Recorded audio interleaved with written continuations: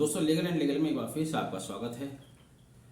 आज हम चर्चा करेंगे SC/ST एक्ट यानी कि schedule caste and schedule tribes prevention of atrocities act 1989 के तहत किसी व्यक्ति के विरुद्ध यदि कोई अपराध रजिस्टर्ड होता है तो क्या वह एंटीसिपेटरी बेल के लिए मूव कर सकता है या नहीं।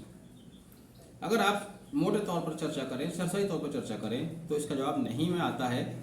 आमतौर से माना जाता है कि SC/ST एक्ट के तहत एंटीसिपेटरी बेल अप्लाई नहीं करती और ऐसा एक्ट में भी कहा गया है। लेकिन हाल ही में केरला हाई कोर्ट ने इस स्थिति को स्पष्ट किया है, क्योंकि कुछ लोगों का मानना यह था कि इसमें एंटीसिपेटरी बेल मूव की जा सकती है, जबकि एक्ट में और काफ़ी लोगों की राय ये थी कि SC/ST एक्ट के तहत कारित अपराध में, रजिस्टर्ड अपराध के में एंटीसिपेटरी बेल मूव नहीं की जा सकती। केरला हाई कोर्ट द्वारा KM बशीर बनाम रजनी केटी व अन्य केस में बेल एप्लीकेशन नंबर 6597/21 में कहा गया है कि SC/ST एक्ट के तहत एंटीसिपेटरी बेल को सुनने का अधिकार हाई कोर्ट को भी नहीं है।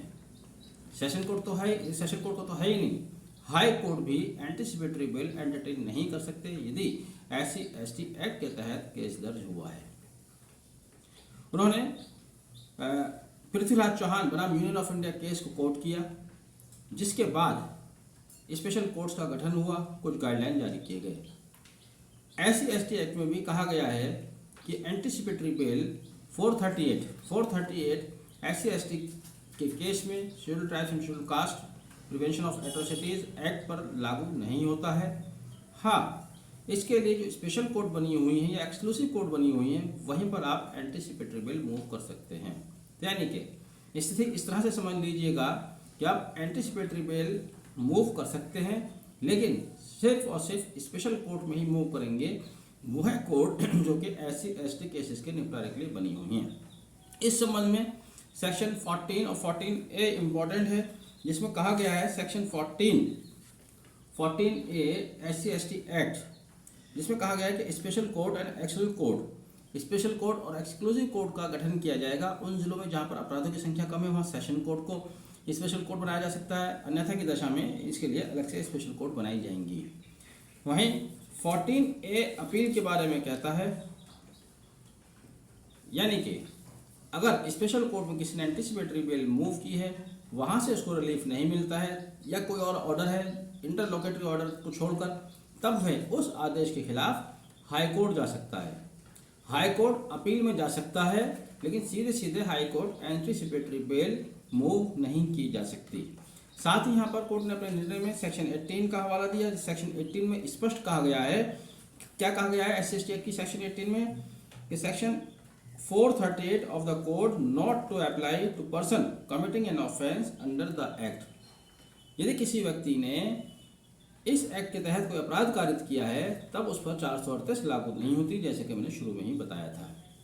इसके अलावा 18A सबसेक्शन 1 कहता है कि यदि किसी व्यक्ति के खिलाफ कंप्लेंट प्राप्त होती है तो उसमें IO को जांच की भी जरूरत नहीं है, वो FIR दर्ज करेगा, उसके बाद जांच का विषय शुरू होगा। कुल मिलाकर पृथ्वीराज चौहान बनाम यूनियन ऑफ इंडिया का मामला है, जिसमें स्पेशल कोर्ट के गठन को कहा गया और स्पेशल कोर्ट का गठन हुआ, या केरला हाई कोर्ट द्वारा उसी के लाइट में लेटेस्ट जजमेंट दिया गया। यहाँ पर सेशन कोर्ट में बेल मूव की गई, वहाँ से रिजेक्ट हुई, फिर ये एप्लीकेंट हाई कोर्ट गए KM बशीर। हाई कोर्ट ने भी कहा कि इसके ऊपर एक संशय की स्थिति है, एक कन्फ्यूजन की स्थिति है। एक डिटेल इन्वेस्टिगेशन करने के बाद, एक डिटेल चर्चा करने के बाद हाई कोर्ट इस निष्कर्ष पर पहुंचा कि SC/ST एक्ट के तहत यदि कोई अपराध किसी व्यक्ति के विरुद्ध दर्ज होता है, तब वह एंटीसिपेटरी बेल सीधे सेशन कोर्ट में मूव नहीं कर सकता है। सेशन कोर्ट से आगे की बात की उन्होंने, हाई कोर्ट को भी अधिकार नहीं है, हाई कोर्ट में भी वो एंटीसिपेटरी बेल मूव नहीं कर सकता। फिर जवाब जब हम हाँ में कहते हैं तो उसके लिए उन्होंने रास्ता बताया है कि स्पेशल कोर्ट्स का गठन किया जाता है। जहां पर स्पेशल कोर्ट का गठन किया गया है, वहां पर एंटीसिपेटरी बेल मूव की जा सकती है, यानी कि एंटीसिपेटरी बेल मूव की जा सकती है। लेकिन स्पेशल कोर्ट में या जो एक्सक्लूसिवली कोर्ट बनी है SC/ST केसेस को निपटाने के लिए, वहां पर आप एंटीसिपेटरी बेल मूव कर सकते हैं।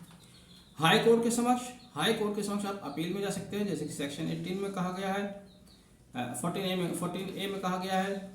वहाँ आप केवल अपील में जा सकते हैं, सीधे आप एंटीसिपेटरी बेल हाई कोर्ट के समक्ष मूव नहीं कर सकते। तो इस तरह से जो ये निर्णय आया है, और इस वीडियो के माध्यम से मैं समझता हूँ कि स्थिति स्पष्ट हुई होगी। एक संशय बहुत ज़माने से बना हुआ है, जब से खासतौर से यूपी में एंटीसिपेटरी बिल का नोटिफिकेशन जारी हुआ है, तब से कुछ एक्ट उसमें नोटिफिकेशन स्पष्ट किए गए हैं। सेक्शन 438 सब सेक्शन 6 में बताया गया है किन किन केसेस में एंटीसिपेटरी बिल मूव नहीं की जा सकती। उनमें SC/ST एक्ट नहीं है, इसलिए कन्फ्यूजन की स्थिति पैदा हुई। वहाँ पर SC/ST एक्ट नहीं है, इसलिए लोग एंटीसिपेटरी बिल लेकर सेशन कोर्ट में चले जाते हैं या हाई कोर्ट चले जाते हैं।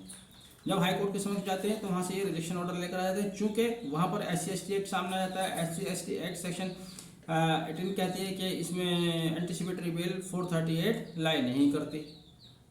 तो अब हाई कोर्ट ने इस स्थिति को स्पष्ट किया है, और मैं समझता हूँ ये स्थिति सभी के लिए मान्य होनी चाहिए, क्योंकि ये सेंट्रल एक्ट है, स्टेट एक्ट नहीं है। केरला हाई कोर्ट का निर्णय है, सभी पर लागू होता है, जिसने स्पष्ट कर दिया है कि एंटीसिपेटरी बिल मूव होगी, लेकिन केवल स्पेशल कोर्ट या एक्सक्लूसिवली जो कोर्ट बनी हुई वहाँ पर ये लाई करती है। हाई कोर्ट के समक्ष आप अपील में जा सकते हैं, एंटीसिपेटरी बिल सीधे लेकर नहीं जा सकते। बहरहाल आपने वीडियो आखिर तक देखा, उम्मीद करता हूँ वीडियो आपको पसंद आया होगा। पसंद आया तो वीडियो को लाइक कीजिएगा, चैनल सब्सक्राइब कीजिएगा और आगे शेयर भी कीजिएगा। Thank you, have a nice day.